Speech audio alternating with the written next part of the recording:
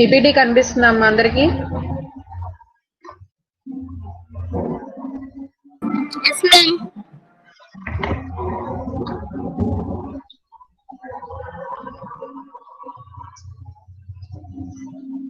Okay.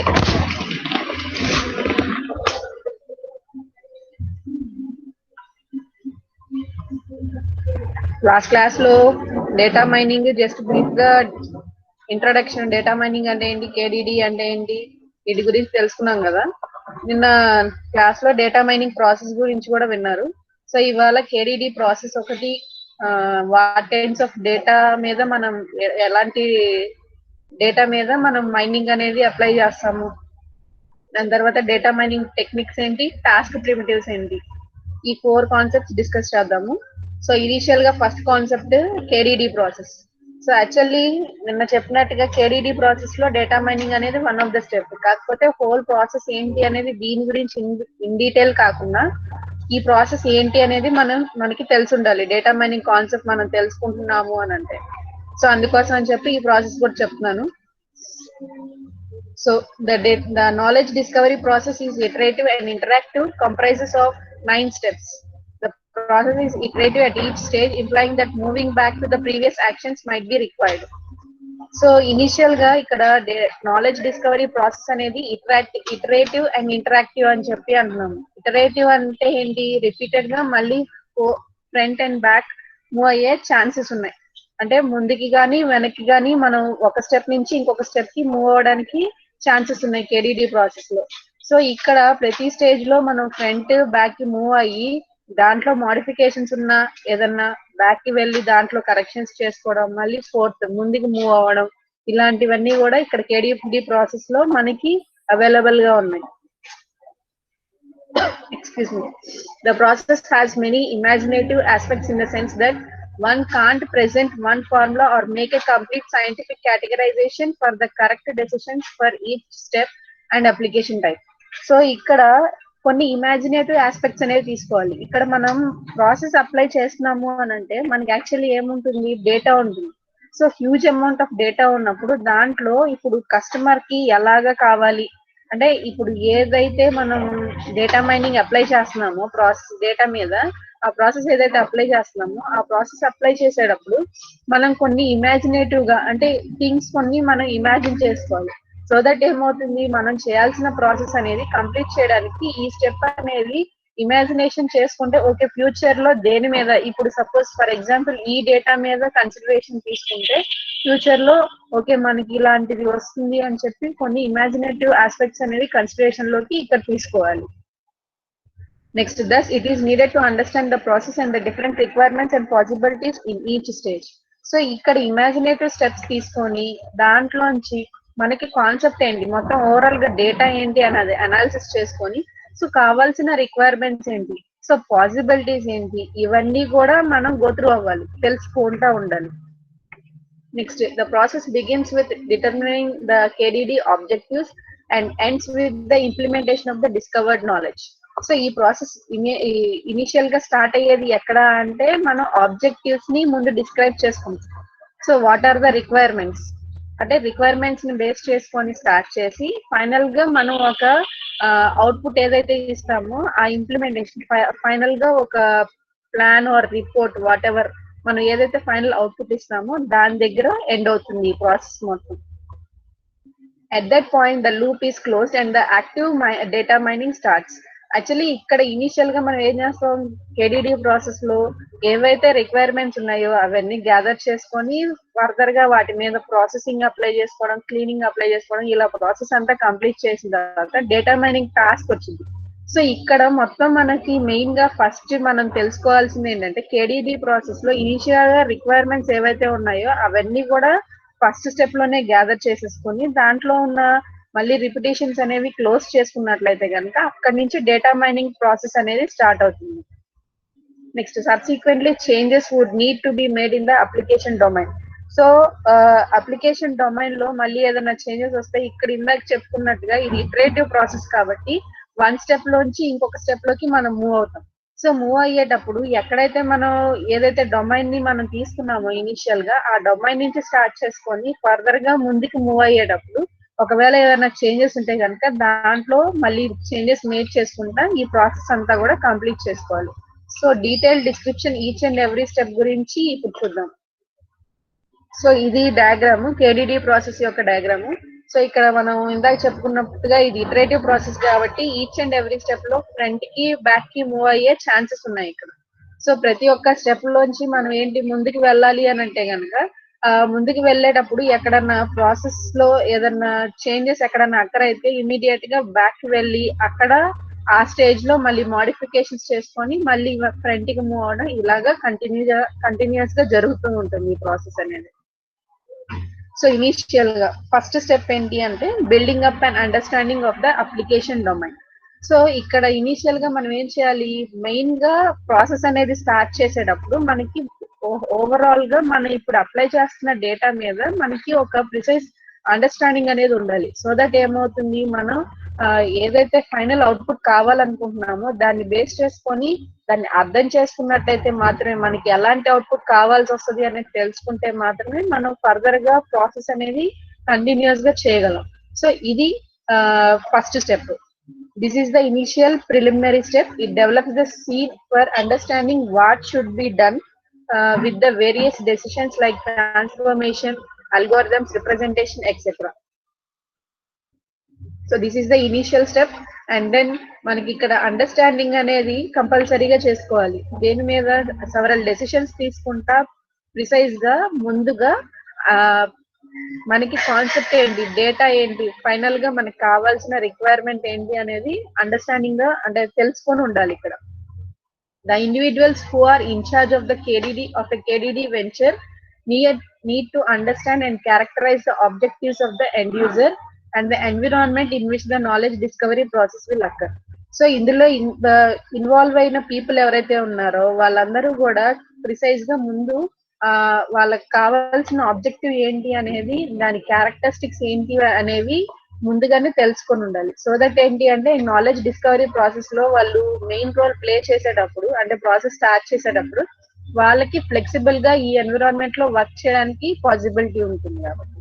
So this is the first step. ఇది first step. So initial step లో ఏం చేయాలి, అండర్స్టాండింగ్ అంటే తెలుసుకొని ఉండాలి అసలు డొమైన్ ఏంటి, దీని మీద మనం చేయాల్సింది ఏంటి, మనకు కావాల్సింది ఏంటి అనేది ముందుగా తెలుసుకోవడమే first step. Next second step ఏంటి, choosing and creating a data set on which discovery will be performed.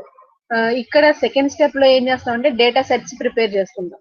So ఈ డేటా సెట్స్ ప్రిపేర్ చేసుకునేటప్పుడు మనం ఫాలో అయ్యే ప్రొసీజర్ ఏంటి అని అంటే ఫస్ట్ ఇనీషియల్ గా రిక్వైర్మెంట్స్ ని బేస్ చేసుకొని ఈ డేటా సెట్స్ అనేవి ప్రిపేర్ చేయడం స్టార్ట్ చేయాలి.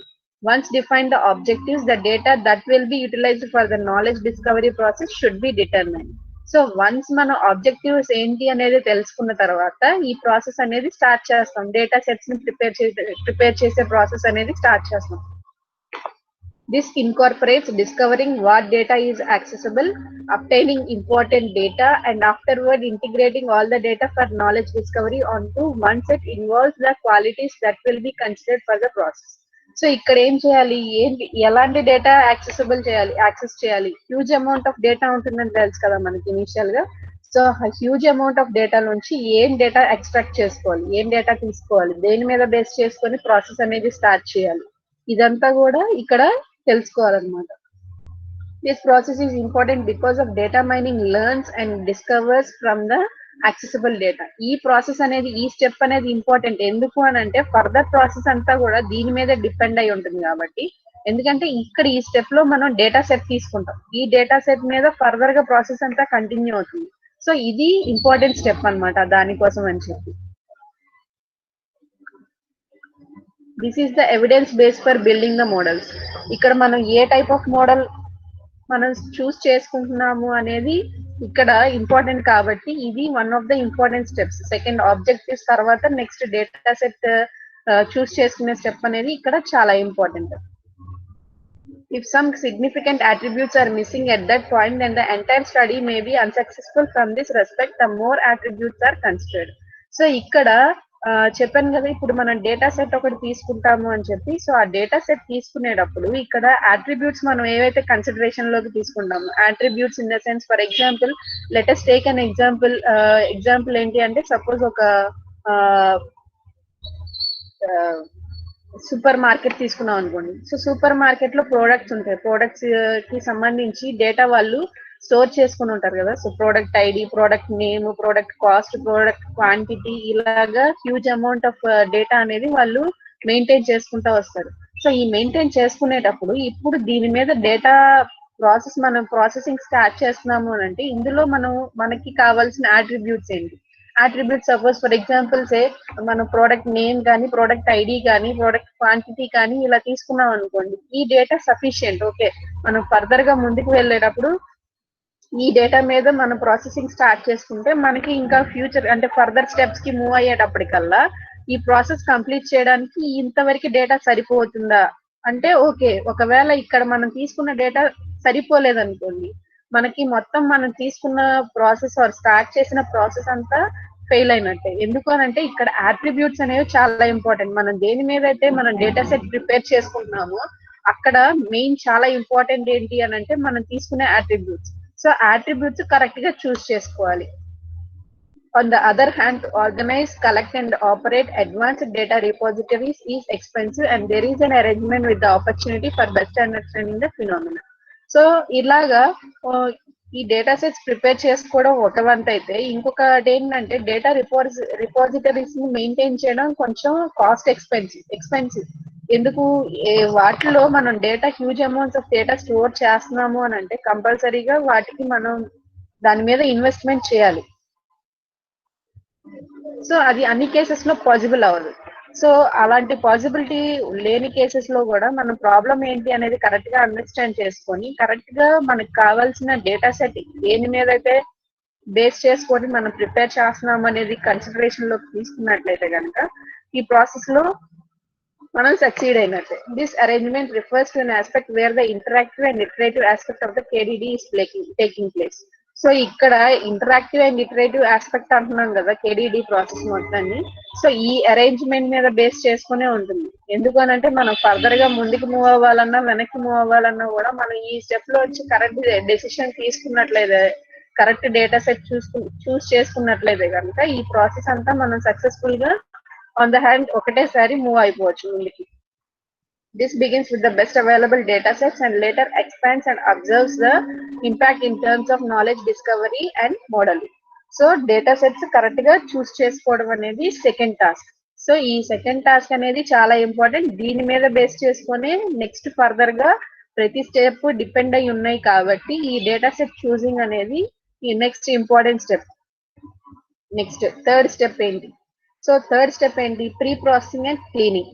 సో వన్స్ మనం డేటా సెట్స్ ని తీసుకున్న తర్వాత ఇక్కడ నుంచి ఏం చేయాలి? మనం క్లీనింగ్ వచ్చిన డేటాలోంచి డేటాని క్లీన్ చేసుకోవడం, వాటిని ప్రాసెస్ చేసుకోవడం మొత్తం అంతా ఈ థర్డ్ స్టెప్ లో చేస్తాం. In this step data reliability is improved. So reliability of the data అంటే యాక్యురసీ ఆఫ్ ద డేటా అనేది ఇంప్రూవ్ చేసుకుంటూ వస్తాం. It incorporates data clearing, for example, handling the missing quantities and removal of noise or outliers. So suppose for example data అనేది complete కాలేదు, ఎక్కడన్నా data miss అయింది అనుకోండి. అలాంటి కేసెస్ లో అన్ని కూడా ఎక్కడ మిస్ అయిందో డేటా అవన్నీ కూడా చెక్ చేసుకుంటా దాంట్లో ఉన్న డేటాలోంచి మనం ఎక్స్ట్రాక్ట్ చేయడానికి పాసిబిలిటీస్ ఎక్కడైతే ఉన్నాయో అలాంటి డేటాని మొత్తం అంతా క్లియర్ చేసుకుంటా వెళ్ళాలి. It might include complex statistical techniques or use a data mining algorithm in this context. For example, when one suspects that a specific attribute of lacking reliability or has many missing data at this point, this attribute could turn into the objective of the data mining supervised algorithm. So ఇక్కడ ఇప్పుడు ఇందాక data sets లో మనం ఏదైతే attributes చూస్ చేసుకున్నామో అవి వాటిల్లో reliability లేదు, అంటే యాక్యురసీ లేదు, లేదంటే డేటా ఏదైనా మిస్ అయింది. అలాంటి కేసెస్ లో మనం ఏం చేస్తామంటే నెక్స్ట్ ఇంకా ఏవైనా డేటా ఎక్స్ట్రాక్ట్ చేసుకుంటే కనుక దీంట్లో పాసిబిలిటీస్ ఏమైనా ఉన్నాయా, తర్వాత దీంట్లోంచి ఇప్పుడు ఎక్స్ట్రాక్ట్ చేసిన డేటా సెట్ లోంచి అట్రిబ్యూట్స్ లోంచి ఏ పర్టికులర్ అట్రిబ్యూట్స్ మీద మనం అల్గోరిథమ్స్ అప్లై చేస్తే, డేటా మైనింగ్ అల్గోరిథమ్స్ అప్లై చేస్తే యాక్యురేట్ రిజల్ట్స్ వస్తాయి అనేది చెక్ చేసుకోవడం. A prediction model for these attributes will be created and after that missing data can be predicted. So prediction అంటే తెలుసు కదా, ముందే ఊహించడం. సో ఒక ప్రిడిక్షన్ మోడల్ అనేది తీసుకుంటారు.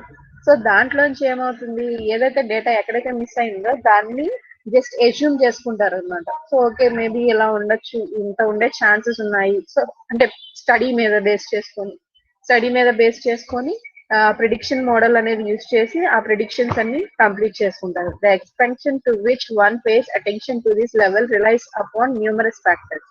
సో దీని ఎక్స్పాన్షన్ అనేది కూడా చాలా ఫ్యాక్టర్స్ మీద డిపెండ్ అయి ఉంటుంది. Regardless studying the aspects is significant and regularly revealing by itself to enterprise data frameworks. Actually ఇక్కడ మెయిన్ గా ఈ పర్టికులర్ స్టెప్ లో మనకి తెలియాల్సింది ఏంటి అని అంటే, డేటాని క్లియర్ చేయడానికి లేదంటే ప్రాసెస్ చేయడానికి మనం తీసుకున్న అట్రిబ్యూట్స్ సూటబుల్ లా కాదా. ఒకవేళ డేటా మనం తీసుకున్న అట్రిబ్యూట్స్ లో ఏదైనా డేటా మిస్ అయితే దాంట్లో మిస్ అయిన డేటాని మనం ప్రిడిక్ట్ చేసుకొని దాంట్లోంచి డేటాని మళ్ళీ కంప్లీట్ చేసుకోవడం, ఆ టాస్క్ అంతా కూడా ఇక్కడ చేస్తాం అన్నమాట. So this is the third step. Next fourth step ఏంటి అని అంటే data transformation. So data transformation అంటే ఏంటి? In this stage the creation of appropriate data for data mining is prepared and developed.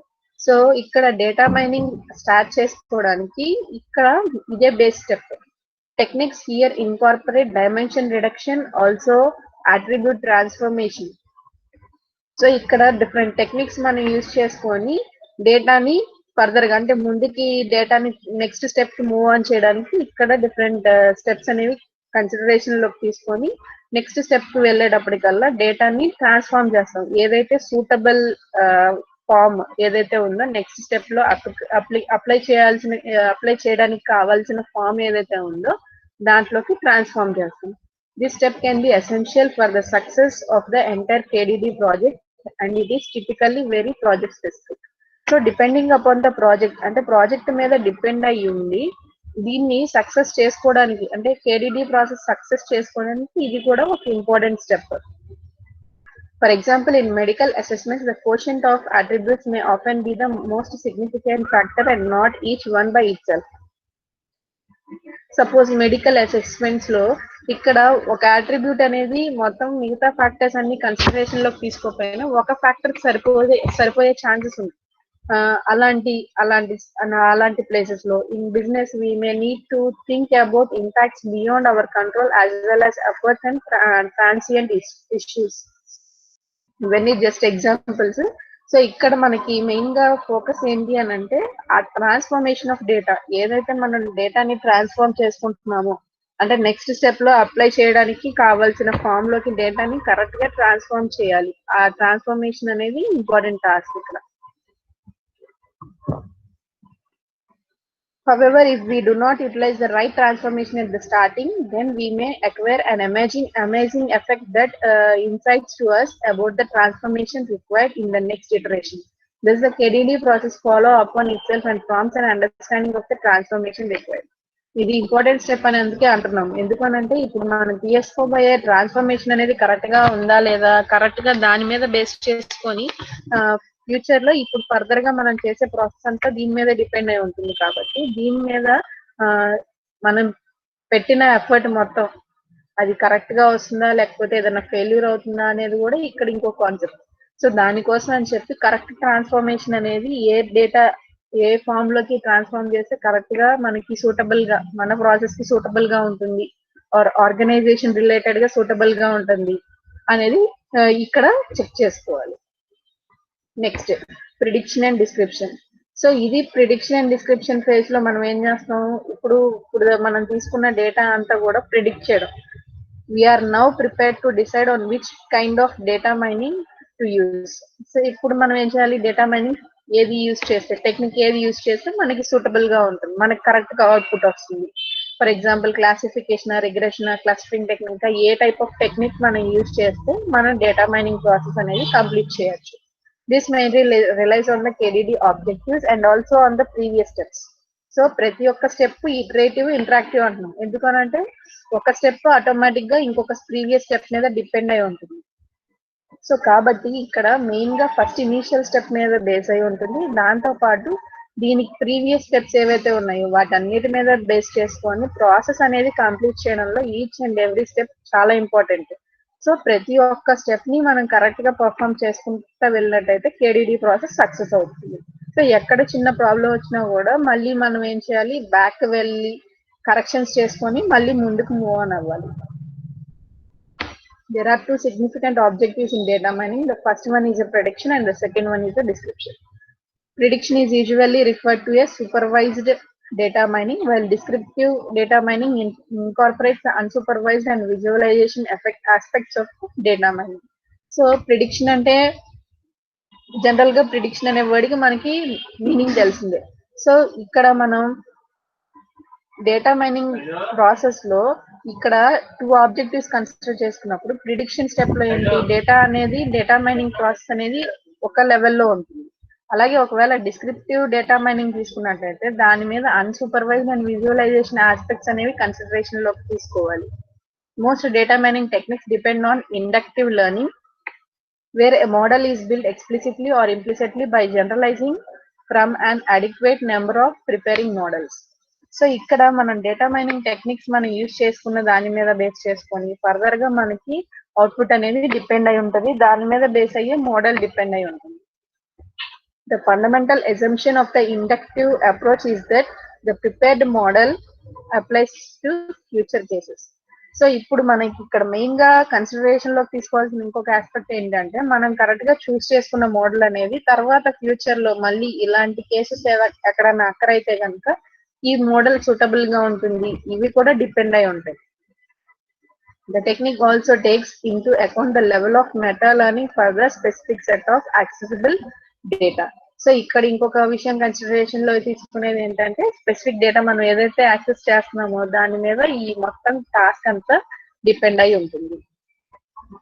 So next the 6th step is selecting the data mining algorithm. So ఈ step లో మనం ఏంటంటే data mining algorithm which is suitable for the organisation or the process కి సంబంధించిన algorithm ఏదైతే ఉందో లేదంటే organisation కి రిలేటెడ్ గా మనం దేని మీద అయితే ఇప్పుడు హోల్ అండ్ సోల్ గా వర్క్ చేస్తున్నాము, ప్రాసెస్ కావాల్సింది ఏంటో అవుట్పుట్ ఏంటో డిపెండ్ అయి ఉన్న దాన్ని బట్టి అల్గోరిథం అనేది చూస్ చేసుకోవాలి. Having the technique we now decide on the strategies. So plan మీద వర్క్అవుట్ చేయాలన్నమాట. This stage incorporates choosing a particular technique to be used for searching patterns that include multiple end users. For example, considering precision versus understandability, the previous is better with neural networks while the later is better with decision trees. So ilaga comparative ga em cheyali, particular algorithm anedi choose chesukovali. మనం చెప్పాను కదా ఇందాక మనం తీసుకున్న డేటాని బట్టి తర్వాత మనకి ప్రీవియస్ స్టెప్ లోంచి మనం తీసుకున్న ఫైనల్ అవుట్పుట్స్ ని బట్టి మనం పర్టికులర్ గా algorithm అనేది చూస్ చేసుకోవాలి.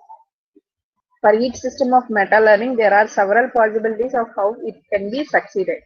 Meta learning focuses on clarifying what causes a data mining algorithm to be fruitful or not in a specific issue.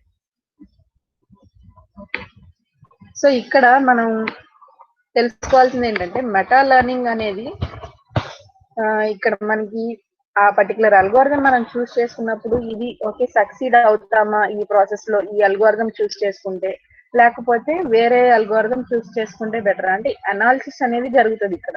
So ఇక్కడ అనాలిసిస్ చేసుకొని ఏ పర్టికులర్ అల్గోరిథం అయితే ఇప్పుడు మనం ప్రెసెంట్ వర్క్ చేస్తున్న డేటాకి సూటబుల్ గా ఉంటుందో ఆ పర్టికులర్ అల్గోరిథం ని చూస్ చేసుకోవాలి. Thus, this methodology attempts to understand the situation under which a data mining algorithm is most suitable. So ఇక్కడ ఏ అల్గోరిథం అయితే సూటబుల్ గా ఉంటుందో దాని మీద కన్సిడరేషన్స్ మనం తీసుకున్నవన్నీ అప్లై చేసుకొని ఫైనల్ గా ఒక అల్గోరిథం చూస్ చేసుకుంటాం. Each algorithm has parameters and strategies of learning such as 10-fold cross validation or another division for training and testing. So ఇలాగ అల్గోరిథం లో మనం యూజ్ చేసే పారామీటర్స్ ని బట్టి, సో పారామీటర్స్ ని బట్టి కూడా మన అల్గోరిథం ఏంటి డేటాని బట్టి ఇవన్నీ అనాలిసిస్ చేసుకొని ఏది సూటబుల్ అల్గోరిథము అని చెప్పి చూస్ చేసుకోవాలి. నెక్స్ట్ 7th స్టెప్ ఏంటి అని అంటే utilising the data mining algorithm. So once the data mining algorithm మనం చూస్ చేసుకున్న తర్వాత ఇక్కడ ఏం చేయాలి, ఇంప్లిమెంటేషన్ చేయాలి. At last, the implementation of the data mining algorithm is reached.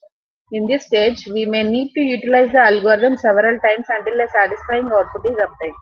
So ఇక్కడ ఈ అల్గోరిథం అనేది రిపీటెడ్ గా సెవెరల్ టైమ్స్ అప్లై చేసుకొని మనకి సాటిస్ఫాక్షన్ గా ఉన్న అవుట్పుట్ మనకి వచ్చేదాకా కూడా ఈ ప్రాసెస్ ని రిపీట్ చేయాలి. For example, by turning the algorithm's control parameters such as the minimum number of instances in a single leaf of a decision tree. So ఇలాగా పారామీటర్స్ ని కంట్రోల్ చేయడం ద్వారా మనం అల్గోరిథం ని రిపీటెడ్ గా అప్లై చేసుకొని మనకి సాటిస్ఫైడ్ అవుట్పుట్ వచ్చేదాకా కూడా ఈ అల్గోరిథం అనేది అప్లై చేసుకోవాలి. నెక్స్ట్ 8th స్టెప్ ఏంటి అని అంటే evaluation. In this step we assess and interpret the mined patterns, rules and reliability to the objective characterised in the first step.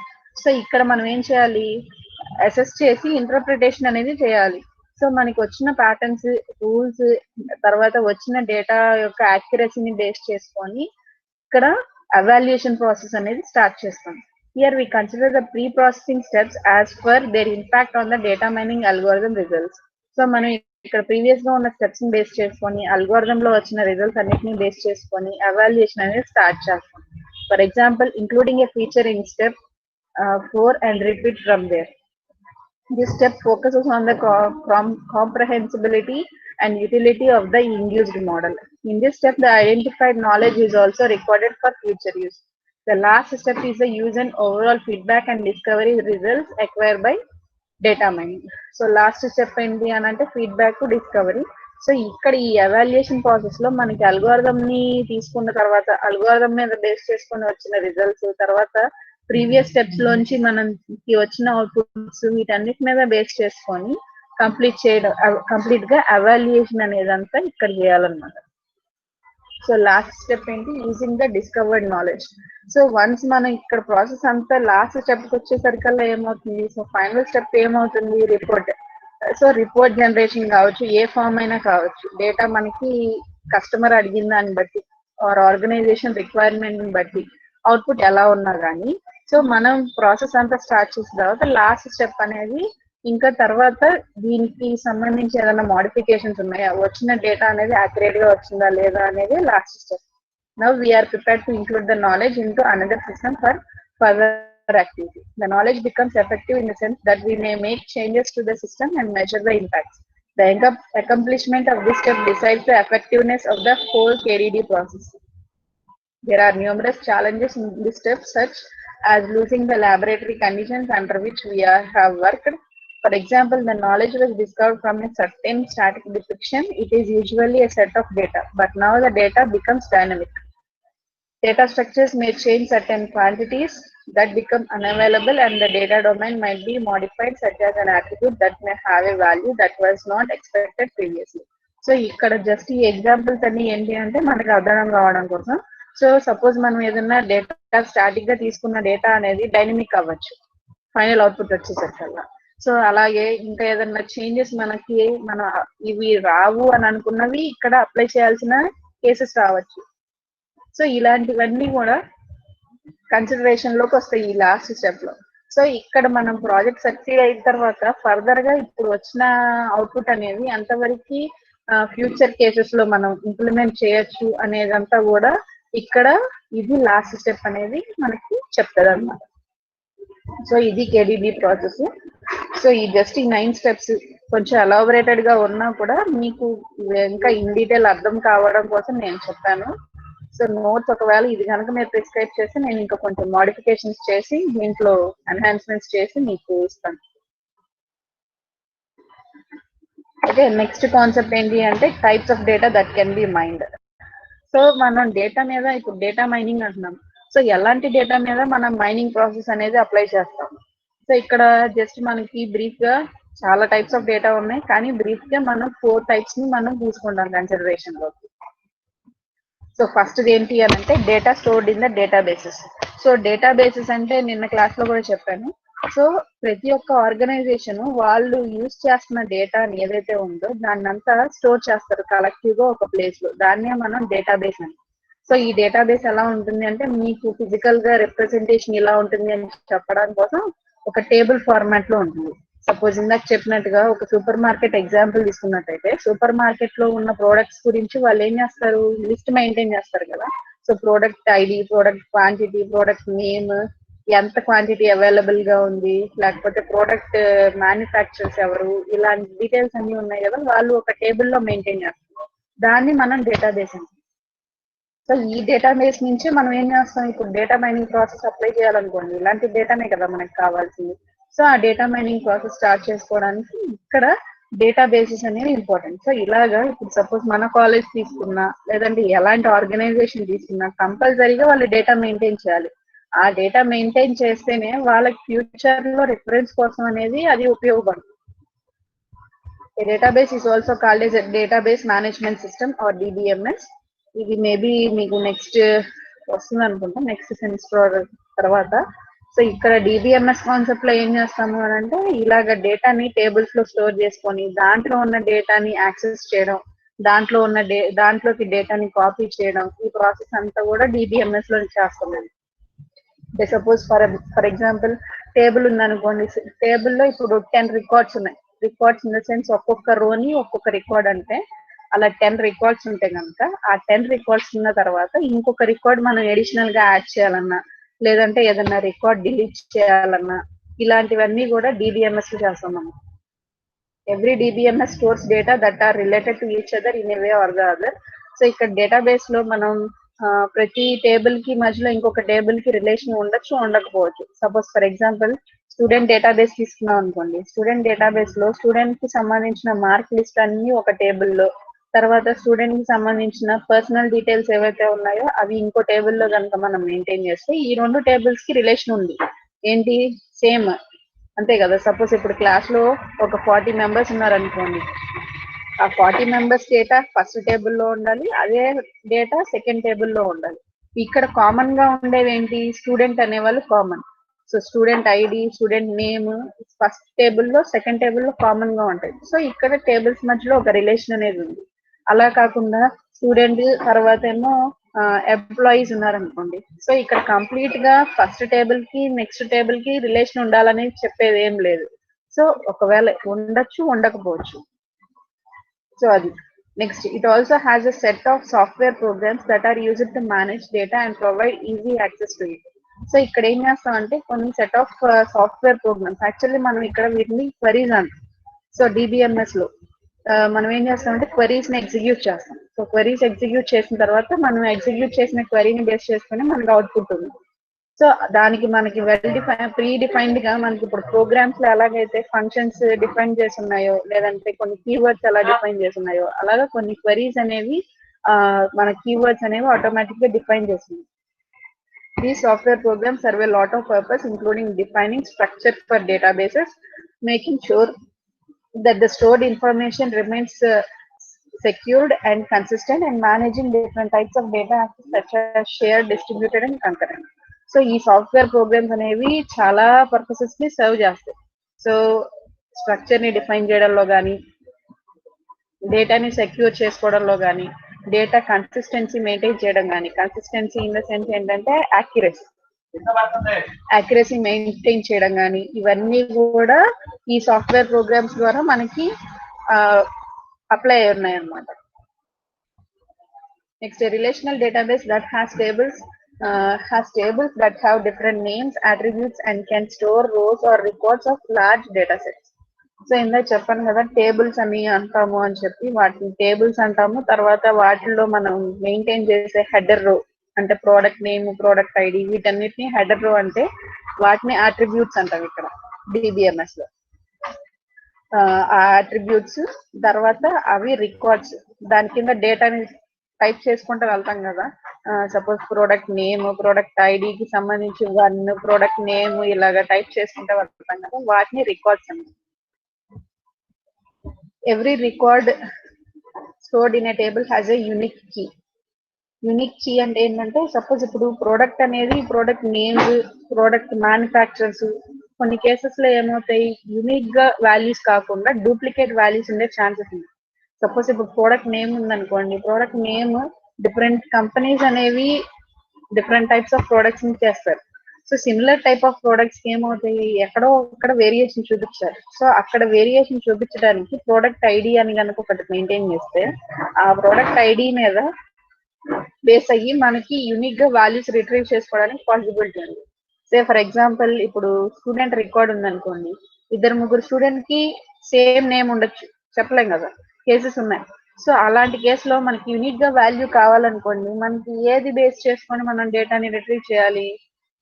Student ఐడిని బేస్ చేసుకున్నాం అనుకోండి, ఐడి అనేది ఏ ఇద్దరికి ఒకటే ఉంటుంది, ఎవరికి వాళ్ళకి ఇండివిజువల్ గా సపరేట్ గా ఉంటుంది.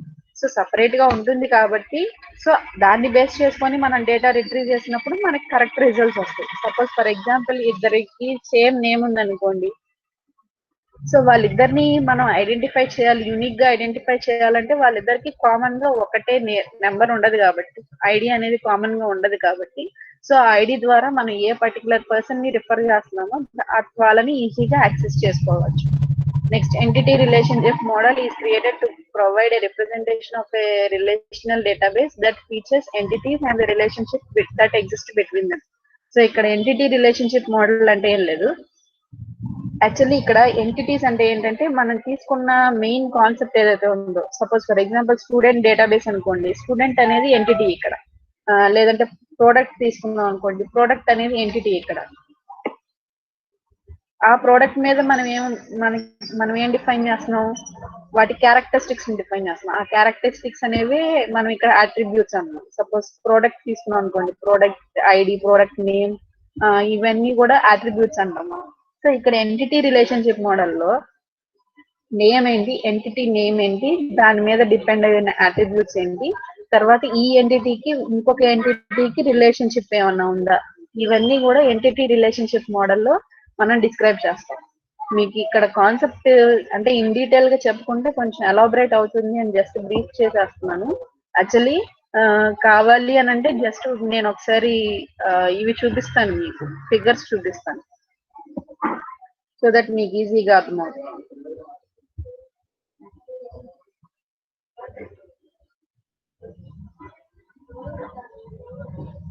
ఓకేనా, నెక్స్ట్ క్లాస్ లో చూపిస్తాను అది ఒకసారి.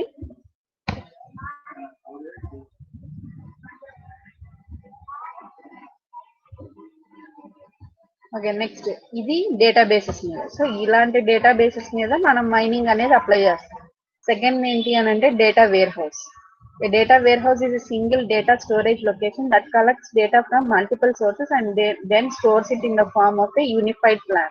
సో ఒక ప్లాన్ మీద బేస్ చేసుకొని మల్టిపుల్ సోర్సెస్ నుంచి డేటాని మొత్తం కలెక్ట్ చేసి మనం ఒక చోట స్టోర్ చేసేదాన్ని డేటా వేర్ హౌస్ అంటాం. When data stored in a data warehouse, it undergoes cleaning, integration, loading and refreshing. So ఈ ప్రాసెస్ అన్ని కూడా డేటా వేర్ హౌస్ లో మన డేటా స్టోర్ చేసినప్పుడు అవన్నీ కూడా అప్లై అవుతాయి దాని మీద. Data stored in a data warehouse is organized in several parts. If you want information on data that was stored 6 or 12 months back, you will get it in the form of a summary. For example, ఇంకా మీకు అర్థం కావాలంటే, ఇప్పుడు organisation అనేది, ఏదైనా ఒక organisation అనేది ఏం చేస్తారు, వాళ్ళు ఇనిషియల్ గా ఎస్టాబ్లిష్మెంట్ స్టార్ట్ చేసిన దగ్గర నుంచి కంటిన్యూస్ గా వాళ్ళ డేటా మొత్తం సేవ్ చేసుకుంటూ వెళ్తే వాళ్ళు ఏం చేయాలి, మొత్తం ఇనిషియల్ గా స్టార్టింగ్ ఇయర్ నుంచి ఇప్పుడు ప్రెసెంట్ కరెంట్ ఉన్న డేట్ దాకా కూడా డేటా అంతా మెయింటైన్ చేయాలి వాళ్ళు. సో ఇక్కడ డేటా మెయింటైన్ చేయడానికి సింగిల్ క్వాంటిటీ అంటే ఇంత అమౌంట్ అయితే సరిపోతుందని చెప్పలేం కాబట్టి, అలాంటి కేసెస్ లో వాళ్ళు డేటా వేర్ హౌస్ అనే దాంట్లో కనుక డేటా సేవ్ చేసినట్లయితే వాళ్ళకి ఎప్పుడు డేటా కావాలన్నా కూడా ఒక్కసారి వాళ్ళు జస్ట్ ఒక సమ్మరీ, డేటా వేర్ హౌస్ నుంచి డేటాను ఎక్స్ట్రాక్ట్ చేసినప్పుడు ఒక సమ్మరీ కింద డేటా మొత్తం డిస్ప్లే అవుతుంది. Next, transactional data. So transactional data అంటే ఏంటి, మనం చేసే ట్రాన్సాక్షన్స్ అన్ని కూడా ట్రాన్సాక్షనల్ డేటా కింద చెప్తుంది. ఏదర్ బ్యాంక్ ట్రాన్సాక్షన్స్ కావచ్చు, మనీ ట్రాన్సాక్షన్స్ కావచ్చు బయట, లేదంటే మనం ఆన్లైన్ లో చేసే ట్రాన్సాక్షన్స్ కావచ్చు, ఇవన్నీ కూడా మనం ట్రాన్సాక్షనల్ డేటా కింద చెప్తాం. Transactional database store records that are captured as transactions. These transactions include flight booking, customer purchase, click on a website and others. Every transaction record has a unique ID. It also lists all those items that made it a transaction. So ఇక్కడ మనం ఒక transaction అని చెప్పడానికి కావాల్సిన మొత్తం details అన్ని ఆ transaction లోనే ఉంటాయి. సో ఏ ట్రాన్సాక్షన్ అయినా సరే ఇంటర్నల్ గా డేటా సేవ్ చేసినప్పుడు, సపోజ్ ఒక వెబ్సైట్ మెయింటైన్ చేస్తున్నారు అనుకోండి, వెబ్సైట్ మెయింటైన్ చేసినప్పుడు నెంబర్ ఆఫ్ వ్యూస్ మనకు కనిపిస్తాయి చూసారా, సో అది ఒక బెస్ట్ ఎగ్జాంపుల్.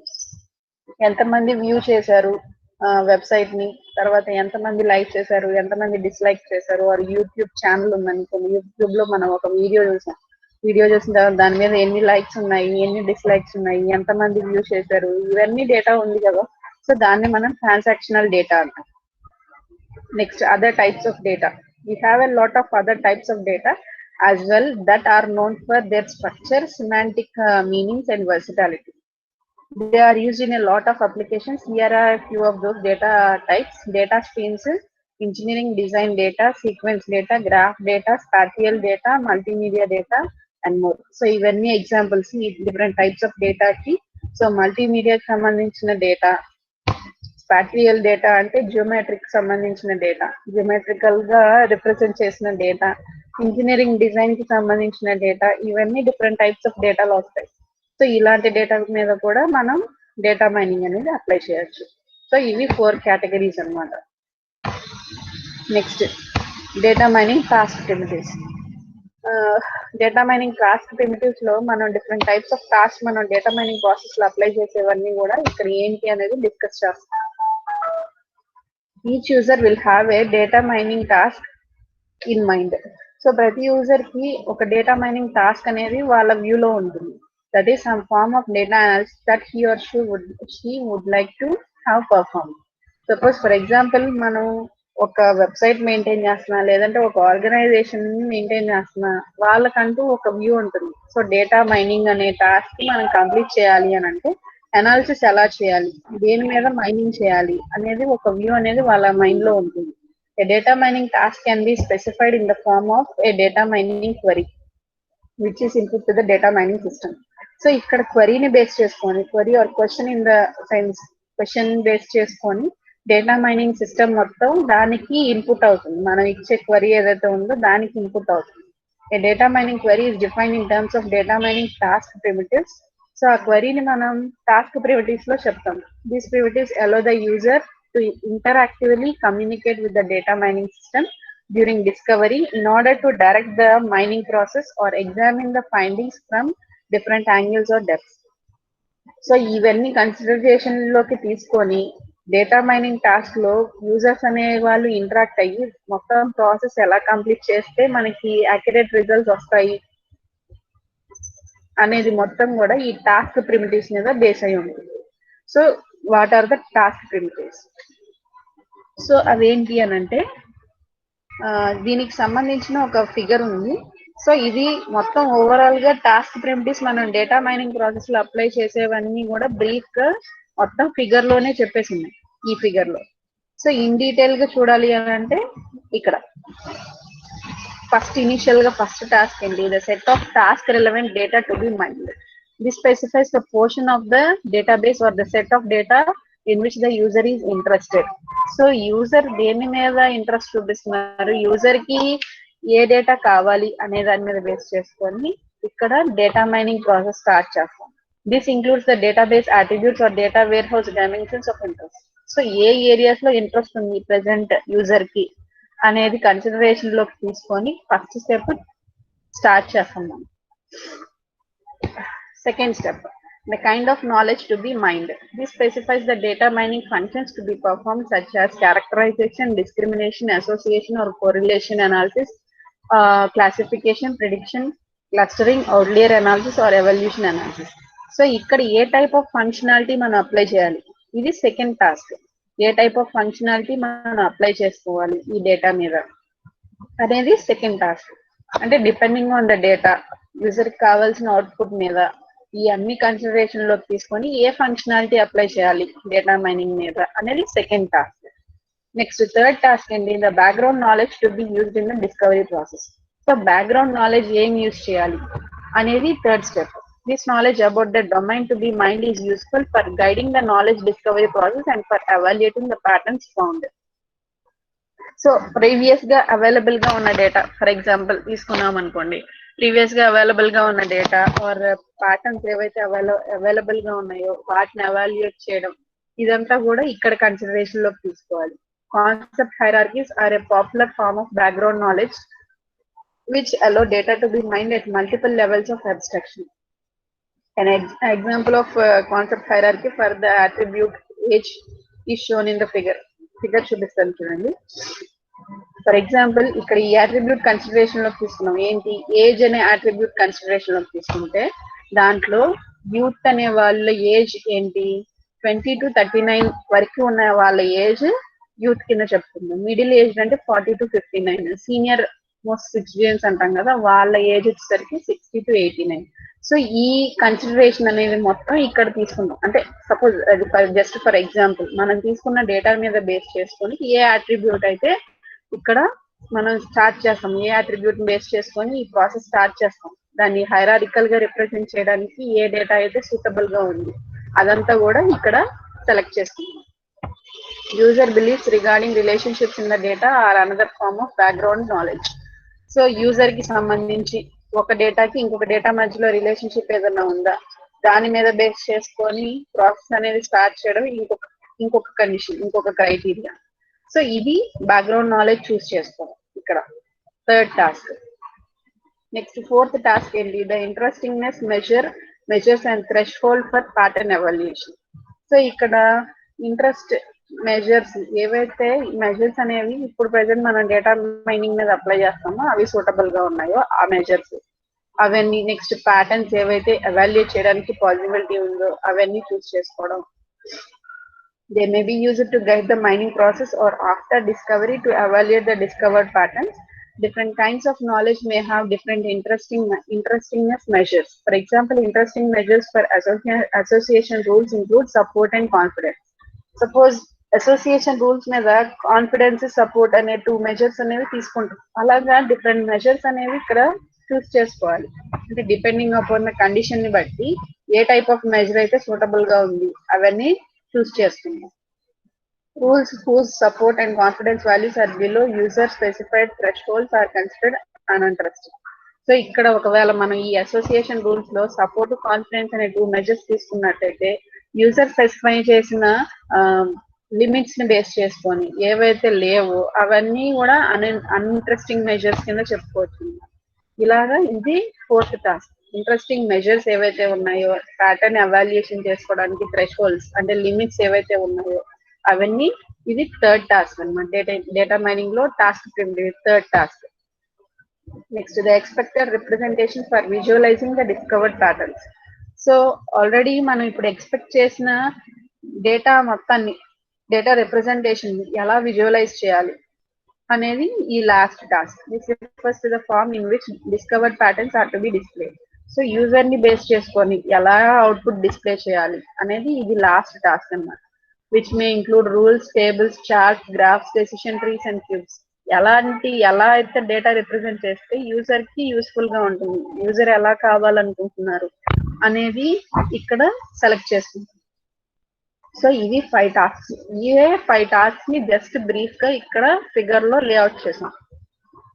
ఫస్ట్ ఇది task relevant data, second knowledge type to be mined, తర్వాత బ్యాక్గ్రౌండ్ నాలెడ్జ్ అంటే ప్రీవియస్ గా అవైలబుల్ గా ఉన్న నాలెడ్జ్, తర్వాత ప్యాటర్న్ ఇంట్రెస్టింగ్నెస్ మెజర్స్, లాస్ట్ ఏంటి visualisation of discovered patterns.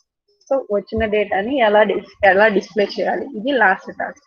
So ఇవి task primitives.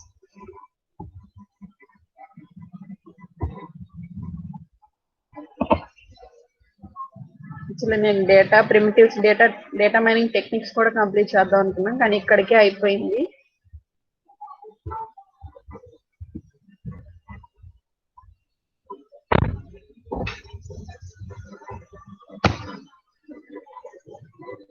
Rajyalakshmi types of data చెప్పా కదా, ఇప్పుడు అర్థం కాలేదా, మళ్ళీ ఇంకా కన్ఫ్యూషన్ ఉందా?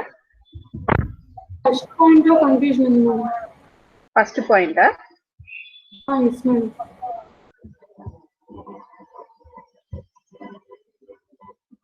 Task relevant data to be mined అదేనా ఫస్ట్ స్టెప్? దీని ముందు 2 సెకండ్ అంటే 14 స్లైడ్ మేడం. 14th స్లైడా ఇదా? Data stored in database system. అది నాకు అర్థం కాలేదు. డేటాబేసా? డేటాబేస్ అనేది ఏం లేదమ్మా. మనం ఇప్పుడు ఏ ఆర్గనైజేషన్ తీసుకున్నా కూడా డేటాబేస్ అనేది మెయింటైన్ చేస్తారు. డేటాబేస్ అంటే ఏం లేదు, టేబుల్స్ నే మనం డేటాబేస్ అంటాం. సో ఆ టేబుల్స్ లో మనం ఏం చేస్తామంటే డేటాని ఒక ఫార్మాట్ లో సేవ్ చేసుకుంటాం. టేబుల్ ఎలా ఉంటుందో తెలుసు కదా, టేబుల్ స్ట్రక్చర్. ఆ టేబుల్ స్ట్రక్చర్ లో ఎలా డేటా సేవ్ చేసుకుంటామో ఇక్కడ కూడా డేటాబేస్ లో డేటాని సేవ్ చేసుకుంటాం. ఫర్ ఎగ్జాంపుల్ ఇప్పుడు స్టూడెంట్ తీసుకున్నాం అనుకోండి, స్టూడెంట్ కి సంబంధించిన మార్క్ లిస్ట్ మెయింటైన్ చేస్తాం.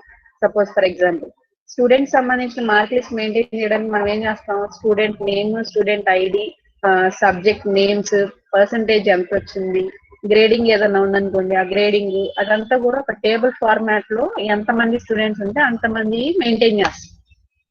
ఓకే, సో ఇప్పుడు ఆర్గనైజేషన్ కి ఎవరైనా పేరెంట్స్ కానీ లేదంటే లెక్చరర్స్ కానీ ఎవరైనా అప్రోచ్ అయ్యి ఏం చేస్తారు, వాళ్ళకి ఒక పర్టికులర్ స్టూడెంట్ కి సంబంధించిన రికార్డ్ కావాలనుకోండి, వాళ్ళు ఏం చేస్తారు, ఇప్పుడు స్టూడెంట్ సంబంధించిన ఐడి కానీ స్టూడెంట్ నేమ్ బేస్ చేసుకొని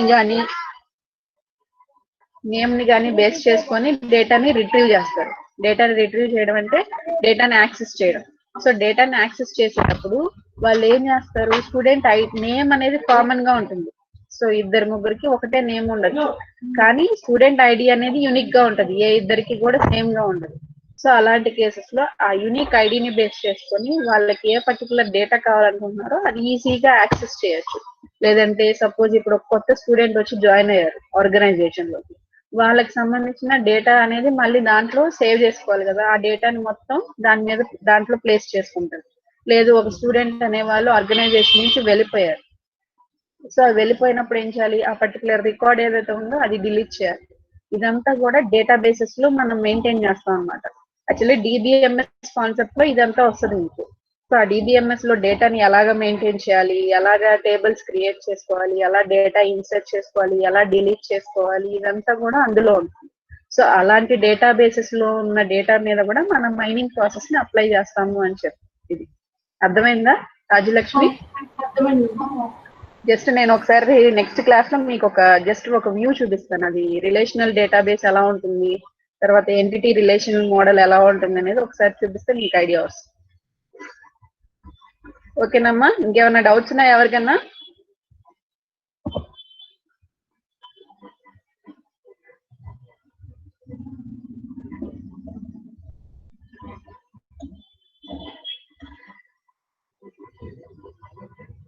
ఇంకెవరికి ఏం డౌట్స్ లేవుగా? అయితే అర్థమవుతుంది కదా క్లాస్ చెప్పేది?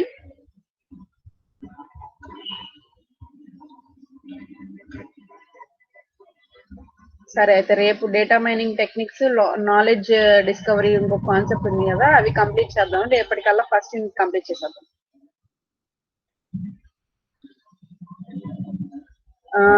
అంటే మీకు కాన్సెప్ట్ ఆల్రెడీ కవర్ అయిపోయింది అని చెప్పి నేను కొంచెం ఫాస్ట్ చెప్తున్నాను, ఎందుకంటే తర్వాత ఇంకా ముందుకి లేట్ అవుతుందేమో అని చెప్పి.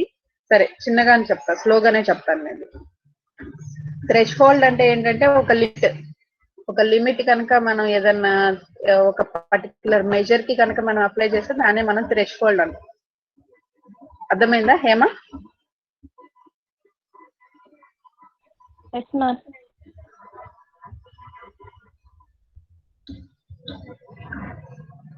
ఓకే అమ్మా, అయితే thank you everyone. Recording video నేను క్లాస్ రూమ్ ఆల్రెడీ మీరు రిజిస్టర్ అయ్యారు కదా, క్లాస్ రూమ్ లో జాయిన్ అయ్యారు కదా, దాంట్లో పోస్ట్ చేస్తాను ఇవాళది నిన్నటిది వీడియో. ఓకేనా? పీపీటీ కూడా దాంట్లో షేర్ చేస్తాను.